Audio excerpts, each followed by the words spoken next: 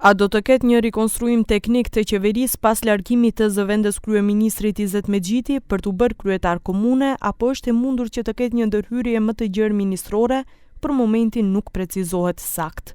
Kryeministri Hristijan Mickoski, i cili këtë rikonstruime paralajmëroi që para fushatës së zgjedhjeve lokale, tha se ende është herët për një gjë të tillë. Për spekulimet se vlen do të marrë edhe një ministri pas vendimit që Bekim Sali që të mbaj vetëm postin e zëvendës kryeministrit të parë, ndërsa dikush tjetër të marrë atë të ministrisë së mjedisit, sipas Mickoskit kjo nuk do të thotë se ata do të jenë një ministri më shumë. Това не значи дека ќе има ресор повеќе.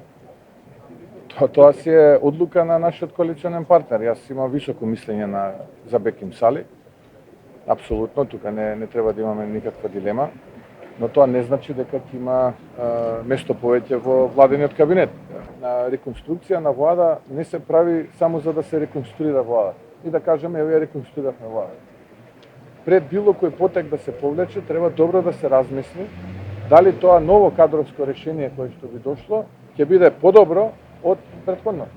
Në opinion tashmë po qarkullojnë spekulime se me rikonstruimin do të përfshihet edhe ministri i Arsimit Vesna Janevska, si edhe ministri i Drejtësisë Igor Filkov, i cili vjen nga radhët e partisë Znam. Ве молам, немојте да верувате на шпекулации.